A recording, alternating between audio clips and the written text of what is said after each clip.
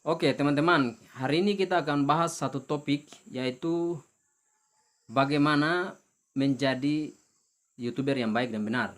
Jadi, dari pengalaman saya membangun channel YouTube yang sudah saya jelaskan sebelumnya, ada 4 poin penting yang harus teman-teman YouTuber pemula harus harus pahami ya.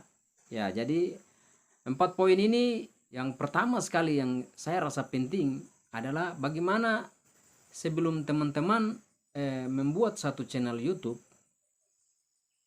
usahakan di dalam mindset teman-teman tuh teman-teman sudah harus berpikir dan menentukan satu tema atau topik tertentu yang nanti jadi fokus teman-teman ketika membahas topik itu. Dari keseluruhan video teman-teman, hanya topik itu yang dibahas dalam satu channel itu. Jadi tidak campur-campur.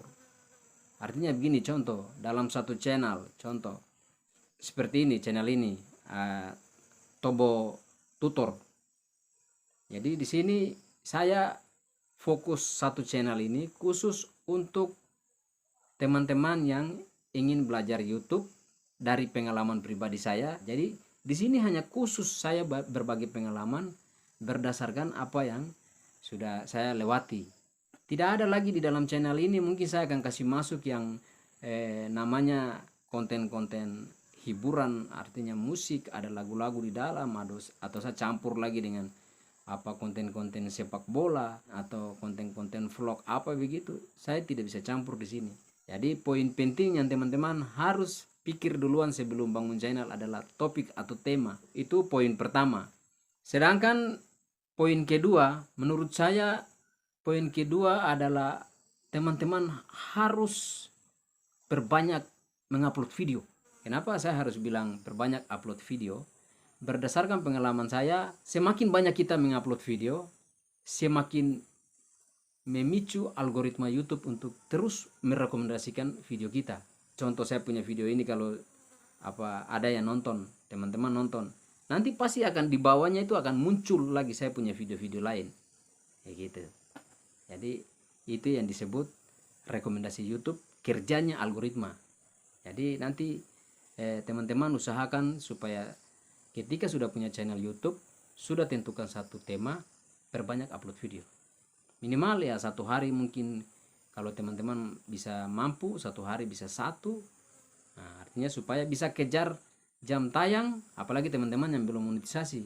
Bagaimana kalau teman-teman contoh dalam satu minggu, contoh hanya upload satu video, terus 2 minggu lagi teman-teman baru upload satu video, 1 bulan lagi baru teman-teman upload satu video. Ini akan memperhambat, dan saya sudah pernah lalui itu.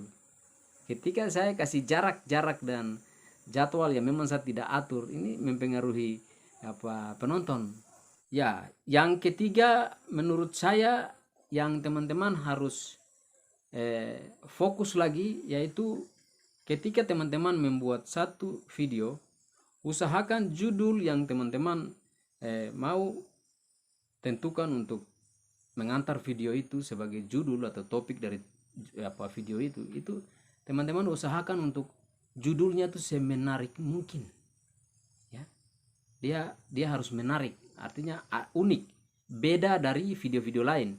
Walaupun tema yang kita bahas itu di video itu memang sama, tujuannya sama, tapi teman-teman coba berusaha untuk buat judul yang membuat penasaran orang begitu. Ya, artinya buat mereka bertanya-tanya, ini apa sebenarnya isi video ini. Nah, langsung itu kalau sudah penasaran tuh mereka harus langsung klik itu untuk nonton. Jadi teman-teman jangan bikin video tuh langsung judulnya tuh harus lurus saja begitu. Yang berikut bukan hanya judul, tapi thumbnail. Thumbnail artinya sampul video yang menutup, yang membungkus kita punya keutuhan video itu. Jadi itu teman-teman harus berusaha kata dan gambar di dalam itu yang bisa menarik orang, perhatian orang itu cepat sekali untuk dia bisa, ini bagus, ini video ini pasti bagus ini. Karena kata-katanya ini di depan itu sampul video itu kata-kata yang penuh tanya. Artinya buat orang penasaran, ada apa sih dengan ini, isi video ini. Jadi begitu.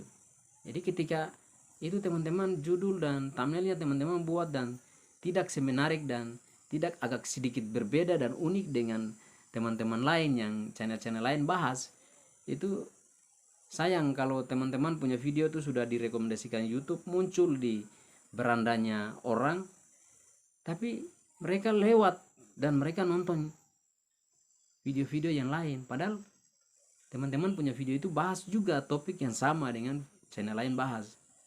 Nah, tapi karena mungkin pengaruh thumbnail, judul yang tidak membuat orang bertanya-tanya dan penasaran, akhirnya mereka bisa scroll lewat dan mereka memilih video lain untuk ditonton, dan itu teman-teman rugi sekali.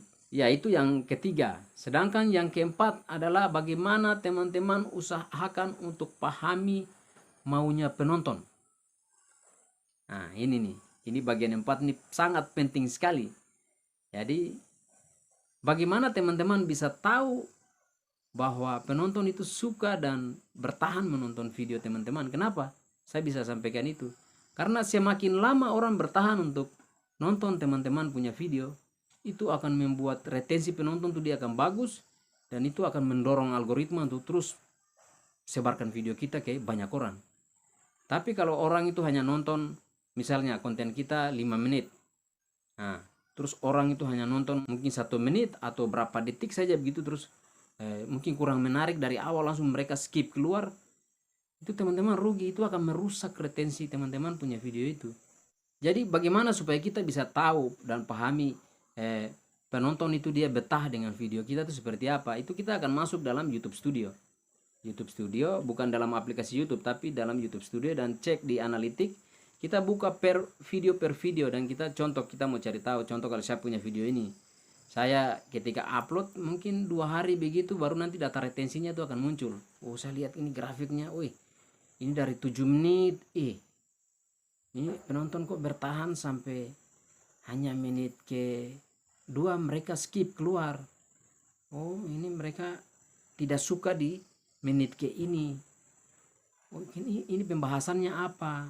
Oh, saya mulai kita bisa langsung kembali, kita putar video di menit yang grafiknya itu menurun, dan kita tahu bahwa oh, ini penonton dia tidak suka di bagian pembahasan ini, makanya dia bisa skip. Nah, grafiknya langsung turun. Nah, itu kita bisa lihat di situ. Oh, berarti besok ke depan video saya harus perbaiki nih. Ini yang seperti ini saya tidak, mungkin pembahasannya terlalu berbelit-belit. Saya harus pangkas-pangkas, ini tidak terlalu penting, atau ada pembahasan yang kita ulang-ulang, ini harus di skip saja, ini tidak perlu. Ini ketika diedit harus dipotong, buang. Nah, seperti itu.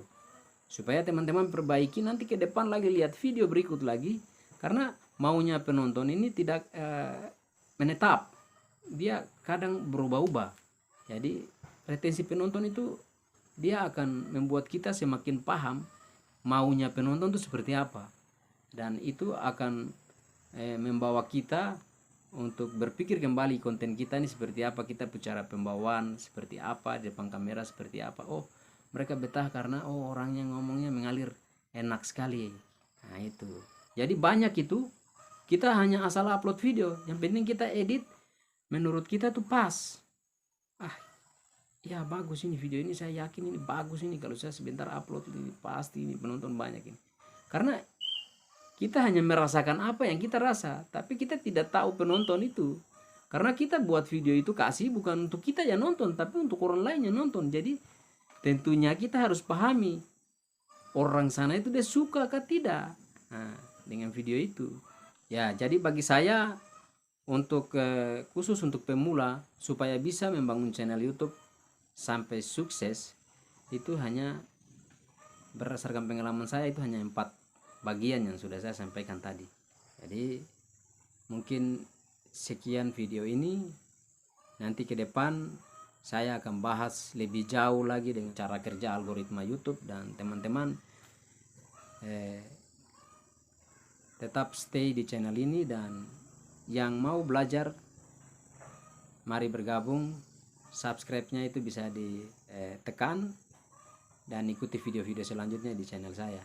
Oke, mungkin itu dari saya. Sampai jumpa di video berikutnya. Sekian dan terima kasih.